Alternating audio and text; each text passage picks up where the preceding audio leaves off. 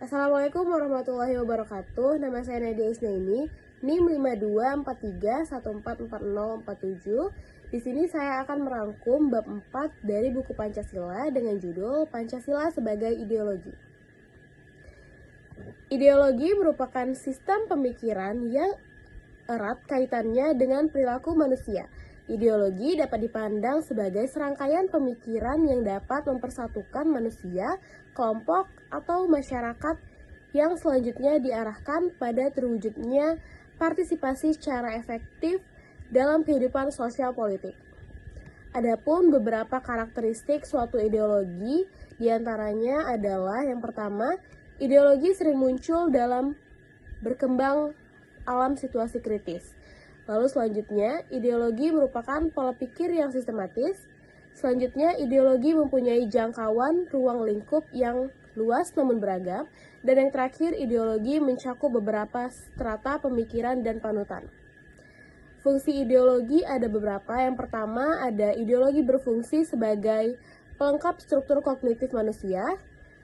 Lalu yang kedua, ada ideologi berfungsi sebagai panduan. Yang ketiga, ada ideologi berfungsi sebagai lensa, melalui mana seseorang dapat melihat dirinya dan sebagai jendela melalui mana orang lain bisa melihat diri mereka. Yang keempat, ideologi berfungsi sebagai kekuatan pengendali konflik sekaligus fungsi integratif. Macam-macam ideologi. Yang pertama ada ideologi fasisme, yaitu pengorganisasian pemerintah dan masyarakat secara totaliter dan kediktatoran, suatu partai berwatak atau bercorak nasionalis, rasialis, militeristik, dan imperialis.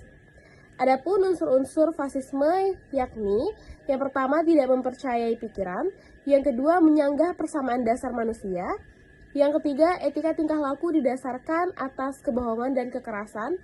Yang keempat, pemerintahan dilakukan oleh golongan elit. Yang kelima, ada totalitarianisme. Yang keenam, ada rasialisme dan imperialisme. Dan yang ketujuh, ada oposisi terhadap hukum dan ketertiban internasional.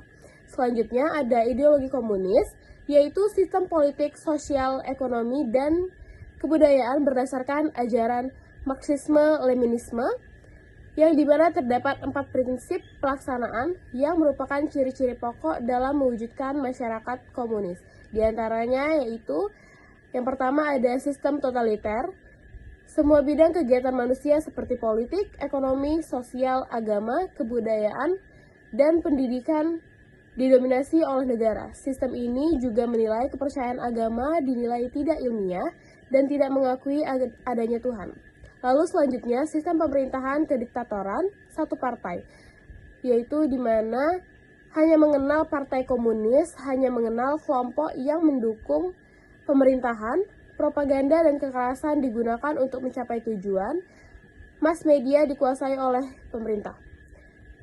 Lalu yang ketiga ada sistem ekonomi negara, kegiatan ekonomi ditentukan dan dikuasai oleh negara, putusan ekonomi dibuat oleh negara, semua harta kekayaan merupakan milik negara, semua penduduk harus bekerja untuk negara, warga negara merupakan alat untuk mencapai tujuan negara. Selanjutnya ada ideologi liberal yang merupakan ideologi atau ajaran negara.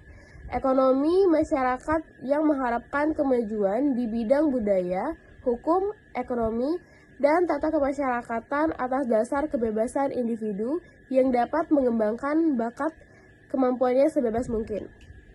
Adapun pokok-pokok liberal menurut Sukma yaitu adalah percaya terhadap Tuhan sebagai pencipta, percaya terhadap persamaan dasar semua manusia, memperlakukan pemikiran orang lain secara sama, pemerintahan dilakukan dengan persetujuan yang diperintah, pemerintahan berlandaskan hukum, mementingkan individu, negara adalah alat, dan yang terakhir menolak dogmatisme.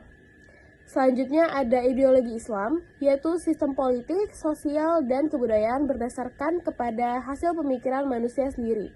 Maka dikatakan bahwa dalam Islam terkandung adanya unsur-unsur dijadikan bahan dalam ideologi.